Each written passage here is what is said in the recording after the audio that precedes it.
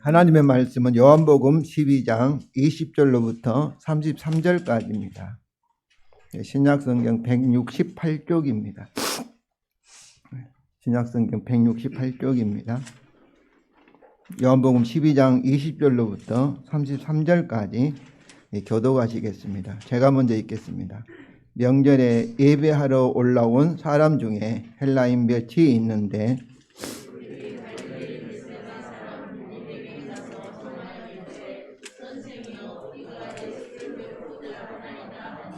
빌립이 안드레에게 가서 말하고 안드레와 빌립이 예수께 가서 여쭈니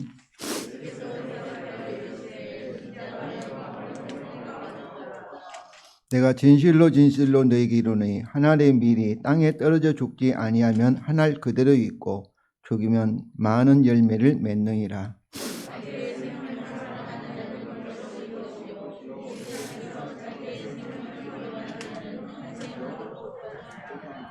사람이 나를 섬기려면 나를 따르라. 나 있는 곳에 나를 섬기는 자도 거기 있으리니 사람이 나를 섬기면 내 아버지께서 그를 귀히 여기시리라.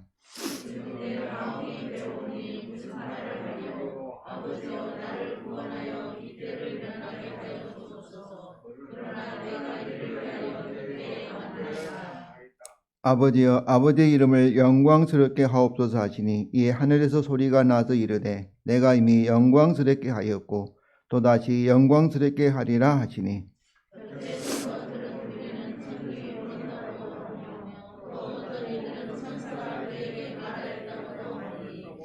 예수께서 대답하여 이르시되 이 소리가 난 것은 나를 위한 것이 아니요 너희를 위한 것이니라.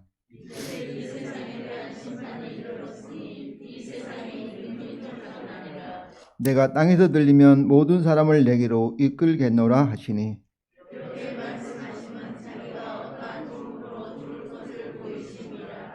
아멘.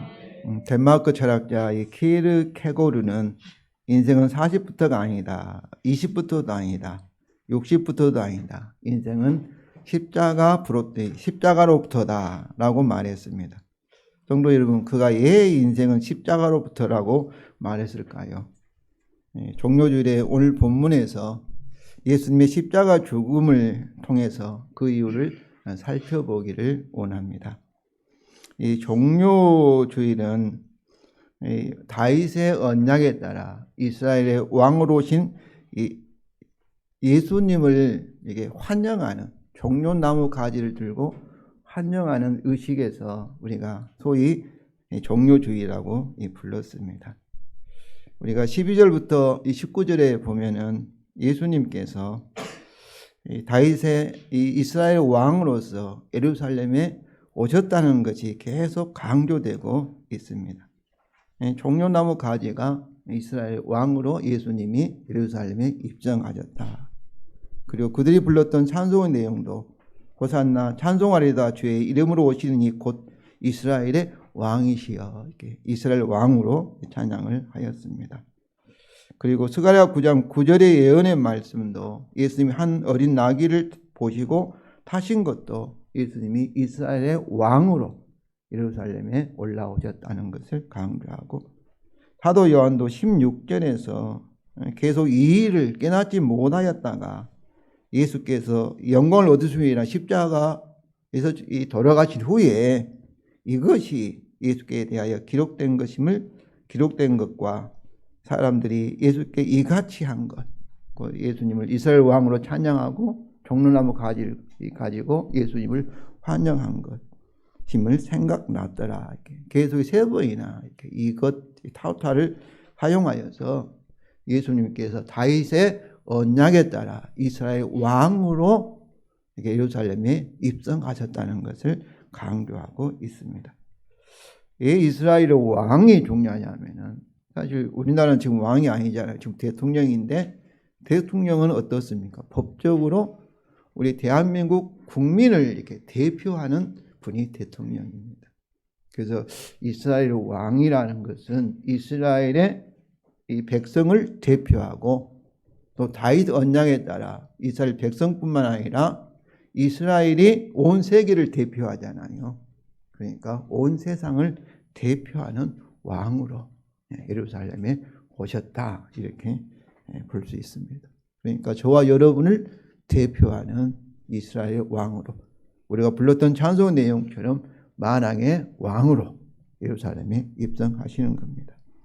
그런데 오늘 본문은 이게 종료 주일에 명절이라는데 명절이 유월절이죠. 유월절을 예배하러 예루살렘에 온 이방 헬라인들이 예수님을 뵙고자 하는 사건으로 시작합니다.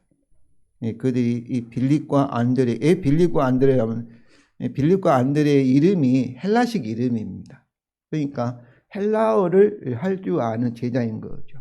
그래서 아마 그들이 헬라어를 할 줄 아는 빌립에 부탁하고 빌립도 안드레에게 말해서 예수님께 이제 나아가서 말한 거죠.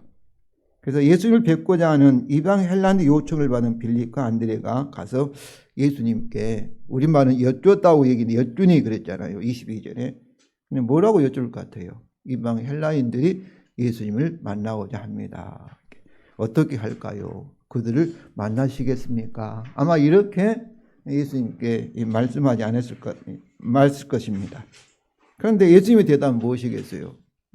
그래 만나자 이렇게 어디서 만나 이렇게 시간을 정하든지 장소를 정하든지 그러지 않겠어요? 그런데 예수님은 그들을 만나겠다 또 아인 만나겠다라고 말씀하지 아니하시고 갑자기 자기의 죽음에 대해서 말씀하십니다. 성도 여러분, 왜 예수님이 그랬을까요? 그러면서 예수님께서 먼저 자기의 죽음의 때를 말씀하십니다. 23절이죠. 예수께서 대답하여 이르시되 인자가 영광을 얻을 때가 왔도다. 영광을 얻을 때라는 것은 십자가에서 돌아가실 때가 왔도다. 이제 그런 말씀이에요. 그래서 이 때 문제는 예수님의 공생애에서 아주 중요한 주제 중에 하나였습니다. 2장 4절에서 물을 포도주 만들 때도 내 때가 아직 이르지 아니하였다 이렇게 마리아에게 예수님이 말씀하지 않았습니까? 계속해서. 그래서 이 때는 예수님이 돌아가실 때는 예수님 자신이 선택하신 때도 아니고 또 예수님을 죽이려 하는 대적자들이 결정한 때도 아니고 하나님께서 정하시고 계획하신 때입니다. 이때까지는 자기 죽음의 때가 이르지 아니하였으나 이방 헬라인들이 자신을 만나러 온 사실에서 자기의 죽음의 때가 왔다는 것입니다. 이는 예수님께서 그들의 방문을 자신의 이스라엘뿐만 아니라 이방인을 대표한 이스라엘의 왕으로서 창조 언약에 따라 십자가의 심판을 받을 때가 왔다는 증거로 보셨기 때문입니다. 네, 그렇습니다. 예수님은 다윗의 언약에 따라 이방인들도 대표하는 이스라엘의 왕이십니다. 사무엘하 7장 11절부터 17절까지가 다윗 언약의 내용이 있지 않습니까? 19절에 다윗이 감사기도하는 중에 이 말씀인데요. 19절 하반절에 주 여호와여 이것이 다윗 언약이 우리말은 사람의 법이다 이렇게 고백하고 있는데 이 사람은 하아담이죠. 더맨 온 인류를 대표하는 그런 사람이라는 거죠. 전 인류의 법이다, 강령이다, 헌장이다. 오늘날 보면 헌법이다 그런 말씀이죠. 다윗의 언약이 이스라엘 백 유대인만 아니라 온 인류를 위한 하나님의 헌법, 강령이다. 하나님의 헌장이다. 그런 말씀입니다. 그래서 세례요한은 자기에게 나오신 예수님을 보고 뭐라고 했습니까? 31장 29절에 보라 세상 죄를 지고 가는 하나님의 어린 양이로다. 세상을 대표해서 세상 죄를 지고 창조 언약에 따라 하나님의 심판을 받으신 유월절에 희생당해서 이스라엘 백성들을 구원하게 한 유월절에 하나님의 어린 양이로다. 이렇게 선포한 것입니다. 이제 예수님은 그들을 위한 자기 죽음의 필요함에 대해서 밀알과 열매 비유로 설명하십니다. 24절입니다. 우리 다 같이 읽겠습니다. 내가 진실로 진실로 너에게 이르노니 한 알의 밀이 땅에 떨어져 죽지 아니하면 한 알 그대로 있고 죽으면 많은 열매를 맺느니라. 그러니까 하나님께서 천지를 창조하실 때 자연 이치를 통해서도 하나님의 진리를 이렇게 보여주고 있음을 알 수가 있습니다. 그렇지 않겠어요? 하나님의 밀이 그대로 있으면 그대로 하나로 있지요. 그런데 그 밀이 땅에 떨어져서 심겨지면 어떻습니까?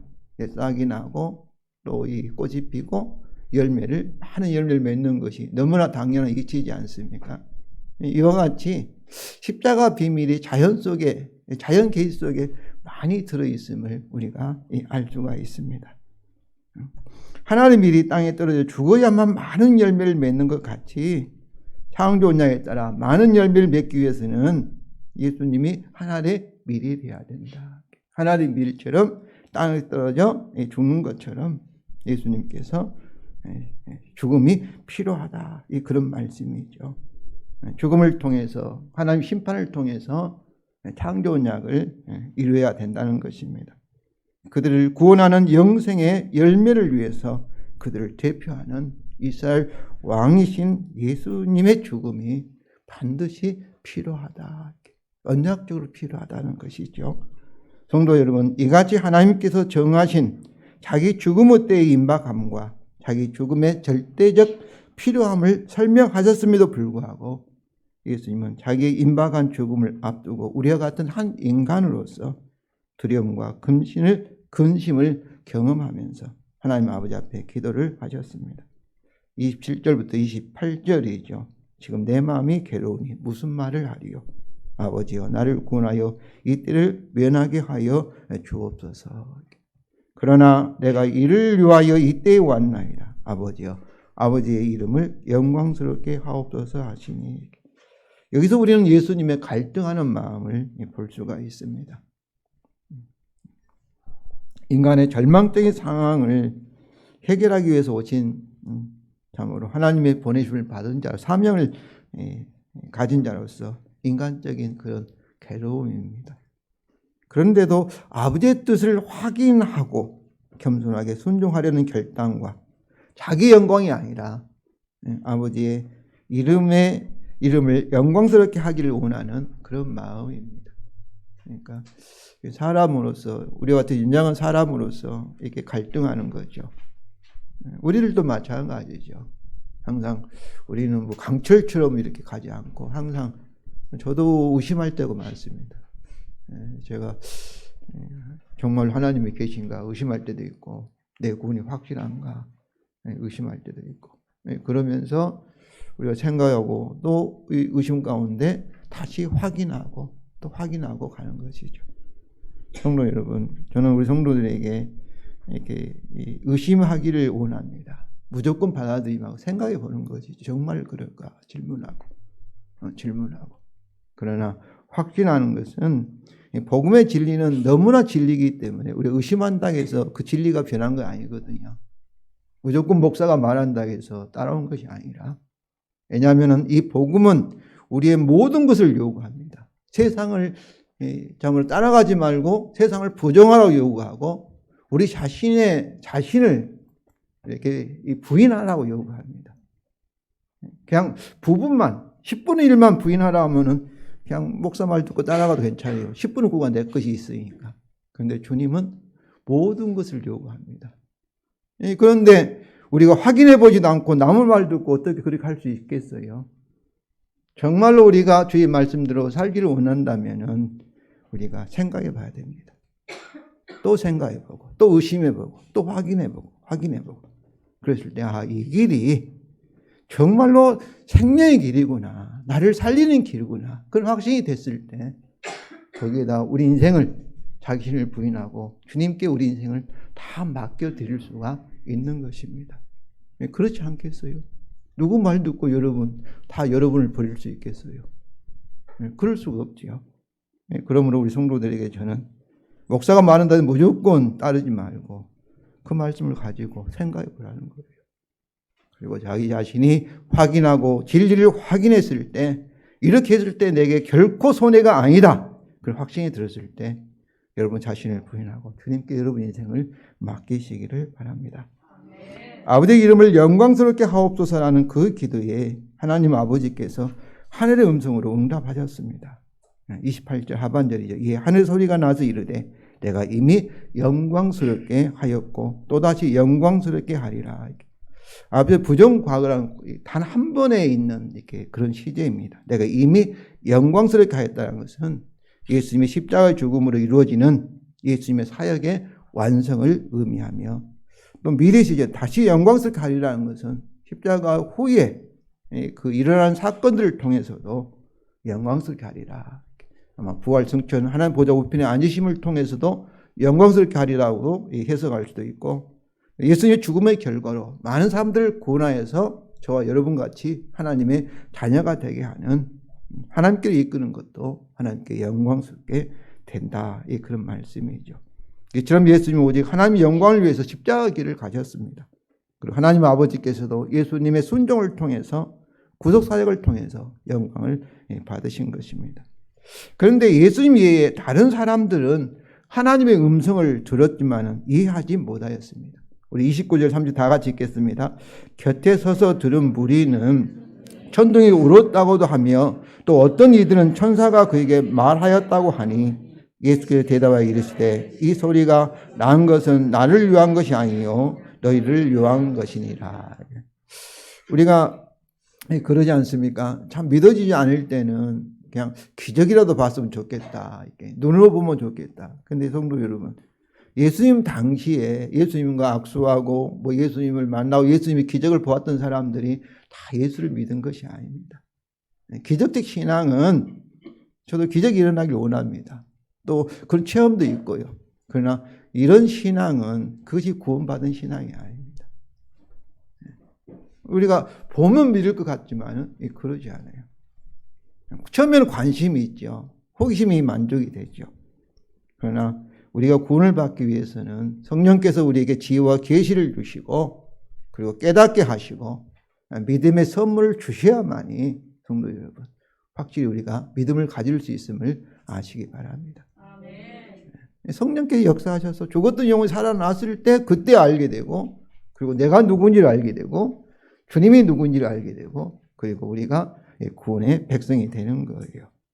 그래서 자꾸 무슨 기적이 일어났다. 이단들 가면은 기적이 일어나니까 사람들이 많이 끌려간다고 생각합니다. 그러나 그것이 다가 아니다. 진짜 큰 기적은 예수님의 십자가를 통하여서 우리의 모든 죄가 다 해결되었음을 그것을 기적으로 진짜 표적으로 여러분 아시기를 바랍니다. 하나님께서 근데 예수님께서 자신의 기도의 응답으로 들린 하늘의 음성은 자신을 위한 것이 아니에요. 누구를 위한 거예요? 우리를 위한 것이라고 말씀하십니다. 이 말씀은 하나님께 그들을 위하여 그 기도에 응답하셨다는 거죠. 기도 응답이 뭐예요? 그들을 위하여 이스라엘 왕으로서 예수님이 십자가의 이 죽음을 하나님께서 허락하셨다. 그런 말씀인 거죠. 이제 예수님은 그들을 위한 자기 죽음이 가져올 결과들을 설명하십니다. 31절부터 33절이죠. 첫째로 그의 죽음은 창조 언약에 따라 세상에 대한 하나님의 정말론적인 심판입니다. 31절이 우리 다 같이 읽겠습니다. 이제 이 세상에 대한 심판이 이르렀으니 이제 이 세상의 임금이 쫓겨나리라. 아담이 범죄한 이 세상은 하나님의 심판, 저주와 사망 가운데 있고 그리고 마지막 심판이 그들에게 남아 있습니다. 예수님이 재림하실 때 이 세상의 심판이 임하게 될 것입니다. 그런데 여기서 이제 이 세상 심판이 이르렀다는 것은 마지막에 있을 심판이 예수님의 이 갈보리의 십자가 위로 이미 이렇게 침례해 왔다 이렇게 말합니다. 미리 심판을 받으신 거예요. 예수님께서.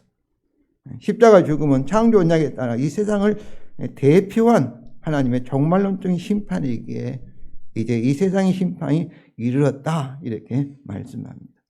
그러니까 그리스도 안에 있는 자에게는 어때요? 결코 정죄함이 없어요. 다시 심판이 없어요. 왜냐하면 십자가에서 예수님과 함께 심판을 받았기 때문입니다. 창조 언약에 따라 우리를 대표해서 예수님께서 우리의 죄에 대한 세상의 죄에 대한 하나님의 심판을 받으셨기 때문입니다. 그러니까 미래에 받을 심판이 최후의 마지막 심판이 미리 앞당겨져서 2000년 전에 예수님의 십자가 위에서 예수님의 죽음을 통해서 그리고 지옥 형벌을 통해서 심판이 이미 일어난 것이죠. 그러나 그리스도 밖에 있는 자들, 예수를 믿지 않는 사람들은 어떻겠어요? 예수님이 그들을 대표한 심판을 그들이 거렸기 때문에 그들은 그들 스스로 창조 원장에 따라 하나님 심판을 받게 될 것입니다. 최후 심판은 그것은 영원한 사망이죠. 지옥 형벌을 받게 된다는 것이죠. 이 세상을 대신한 예수님의 십자가의 죽음을 통한 하나님의 종말론적 심판의 결과는 어떻습니까? 이제 이 세상 임금이 쫓겨나리라는 말씀입니다. 하나님께서 창조 언약에 따라 그리스도 안에서 하나님 심판을 이미 받은 자들, 우리에게는 어떻어요? 이제 죄인이 아니잖아요. 죄가 있을 때 마귀 권세 아래 우리가 들어가게 돼 있는데 이제 죄가 없으니까 마귀와 상관없는 자, 마귀로부터 우리가 해방된 것이죠. 의인 우리에게는 마귀와 우리는 이제 빚이 있을 때 빚쟁이한 채권자한테 우리가 속박되어 있잖아요. 그러나 이 죄의 빚이 다 갚아졌기 때문에 하나님께서 우리를 마귀의 권세로부터 해방한 줄로 믿습니다. 그래서 요한일서 3장 8절 죄를 지은 자 마귀에게 속하나니 마귀에게는 처음부터 범죄함이라. 하나님 아들이 나타난 것은 마귀를 멸하려 하심이라. 이 말씀은 십자가의 죽음을 통해서 마귀에 속한 자들로부터 해방하기 위해서 죄값을 다 지불했으니까 해방하게 되었다는 것이죠. 히브리서 2장 14절 15절 우리 다 같이 읽겠습니다. 자녀들은 혈과 육에 속하였음에 그도 또한 같은 모양으로 혈과 육을 함께 지니심은 죽음을 통하여 죽음의 세력을 잡은 자 곧 마귀를 멸하시며 또 죽기를 무서워함으로 한평생 매여 종루를 하는 모든 자들을 놓아주려 하심이니. 성도 여러분, 십자가 복음이 마귀를 쫓아내는 유일한 방법임을 아시기 바랍니다. 실제로 마귀는 거짓말하는 거예요. 우리 예수님의 십자가의 이 결과 열매를 우리가 부인하고 믿지 못하게 하는 거예요. 그러나 십자가의 복음을 정말 알고 믿는다면은 마귀에게 너와 나 상관없으니까 내게 있을 이유가 없다, 나가라 하면은 마귀는 속이지 못하고 우리를 통해서 우리로부터 나가게 될 수밖에 없음을 아시기 바랍니다. 정말 이거 엄청난 진리입니다. 저는 마귀를 이렇게 쫓아낼 때 바로 복음의 진리를 설명하고 복음의 진리를 쫓아내는 거예요. 정말 사실입니다.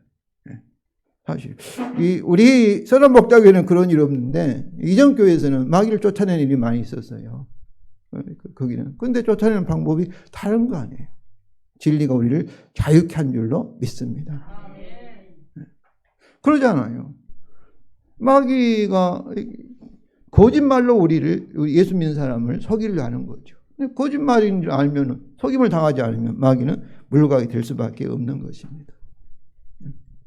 십자가 복음이 우리를 자유케 하신다는 것 꼭 아시길 바랍니다. 둘째로 그의 죽음은 모든 무리를 구원하여 자기에게로 인도하는 결과입니다. 32절과 33절이죠. 내가 땅에 들리면 모든 사람을 내게로 이끌게노라. 이렇게 말씀하시면 자기가 어떠한 죽음으로 죽을 것을 보이심이라. 여기서 보이심이라는 것은 세마이로라는 뜻인데 세메이온 표적이죠. 요한복음에는 7개 표적이 있었습니다. 이게 7개 표적. 근데 학자에 따라서 물리를 걷는 걸 표적으로 생각하는 사람도 있고 그렇지 않고 예수님의 십자가 사건을 표적으로 이렇게 포함시켜서 7개라고 이렇게 생각하는 사람들도 학자도 있지만은 그러니까 세메이온의 동사형으로 보이심이라는 것은 표적으로 보이다는 거예요. 예수님의 십자가 죽음이 표적은 뭐예요? 기적을 통해서 그러니까 이적을 통해서 하나님의 뜻을 계시하는 것을 보여주는 것을 표적이잖아요. 십자가만큼 큰 사건이 없는 거예요.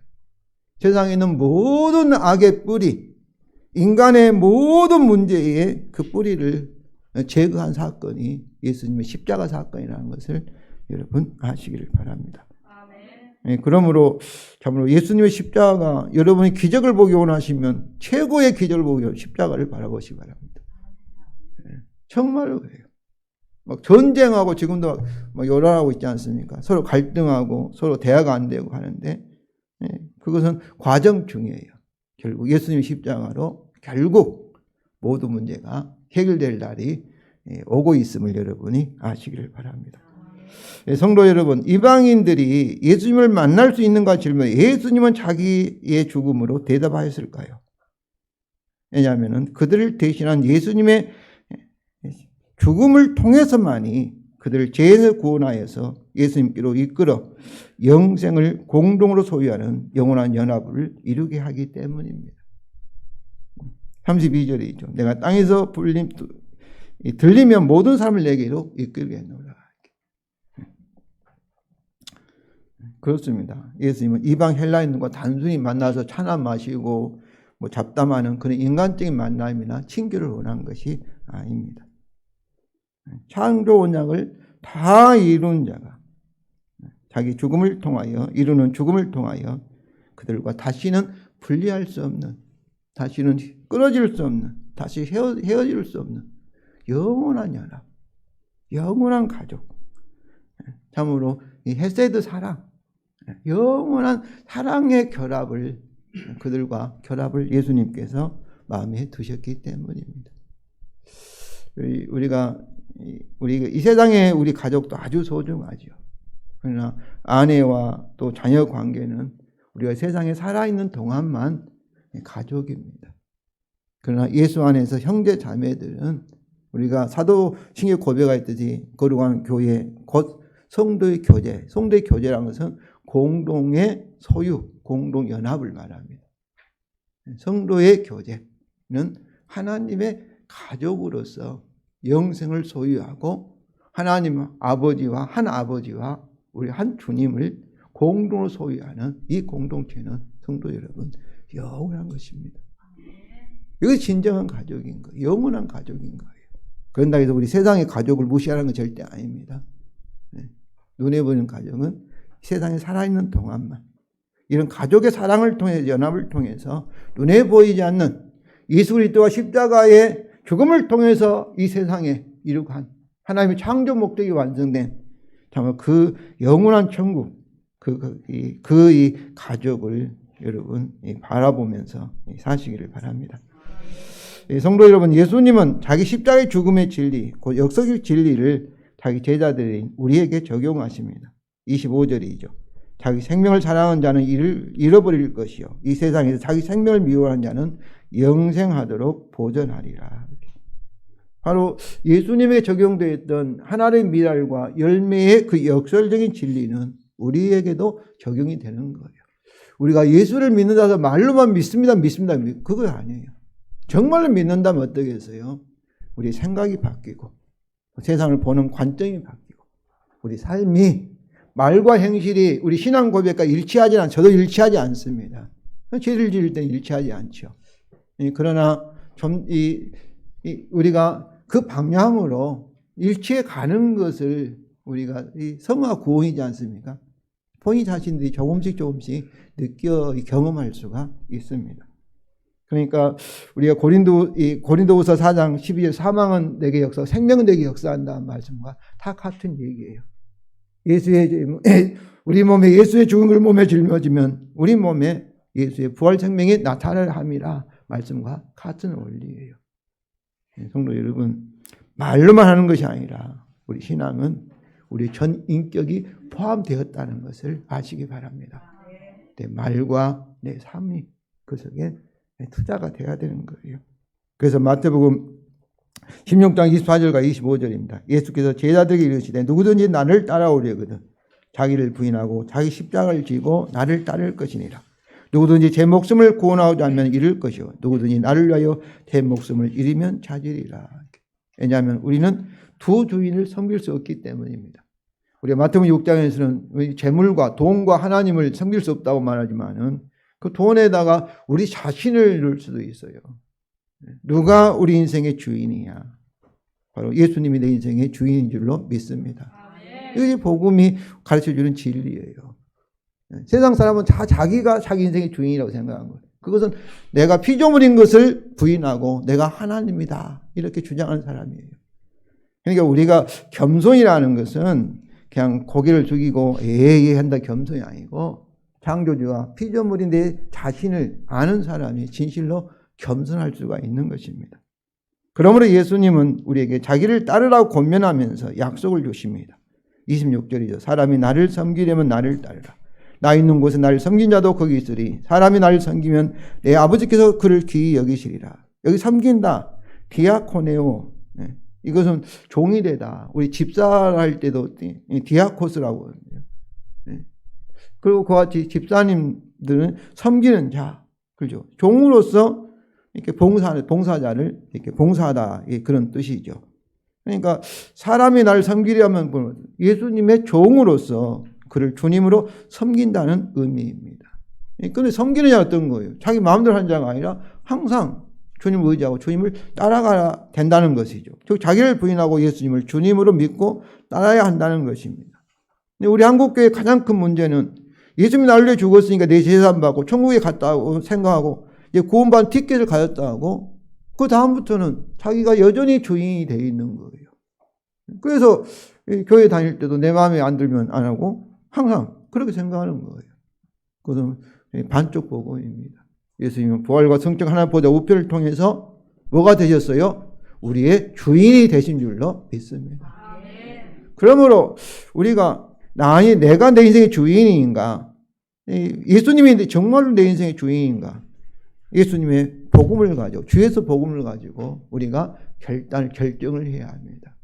정말 자기를 부인하고 예수님을 주님으로 우리가 고백하고 내 자신을 예수님께 맡길 때 주님께서 우리 인생을 책임지신 줄로 믿습니다.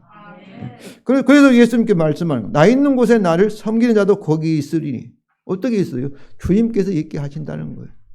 주님이 영광의 자리에 우리도 함께 영광의 자리에 있을 줄로 믿습니다. 우리가 이처럼 주님을 섬기면 내 아버지 하나님께서 우리를 귀히 여기시리라고 약속하고 있습니다. 여기도 역설인 진리이죠. 자기를 부인하고 자기 십자가를 지고 주님을 따르면 주께서 약속하신 대로 주의 영광을 우리에게 나눠주실 것이고 하나님 아버지께서도 우리에게 하늘에서 온 모든 신령한 복을 다 주실 줄로 믿습니다. 성도 여러분, 이제 인생은 십자가로부터라는 키르케고의 고백을 이해하시겠습니까? 십자가를 통과해야만이 하나님의 저주와 사망으로부터 우리가 자유함을 얻을 수가 있습니다. 십자가를 통과해요. 그러니까 십자가를 통과하지 않는 사람은 여전히 창조 언약에 따라 하나님의 죄인이고 하나님의 저주와 사망의 심판 아래 있고 영원한 사망이 그를 기다리고 있는 것입니다. 그러므로 진정한 인생은 오직 예수님의 죽음을 통하여서입니다. 십자가를 통과하지 않는 인생은 세상에서 아무리 화려하고 성공하게 보여도 그 인생은 가짜 인생입니다. 거짓 인생입니다. 이는 영적으로 이미 죽었고 그리고 하나님의 저주 아래 있으며 영원한 사망으로 끌려가는 인생입니다. 아무런 의미도 남지 않을 험한 인생이기 때문입니다. 그러나 십자가를 통과한 인생은 이 세상에서 어떤 모습으로 조금 부족하기도 하고 조금 못 살기도 하고 조금 아프기도 하고 어떤 모습과 상관없이 영원한 생명과 하나님 복으로 충만한 참 인생인 것입니다. 십자가로부터 참 인생을 소유하신 성도 여러분, 오늘 성찬 예식을 통하여 주님의 죽음에 대한 표적의 의미를 새롭게 발견하시고 성찬 후에 성령님으로 임재하신 우리 주님을 깊이 경험하시기를 바랍니다.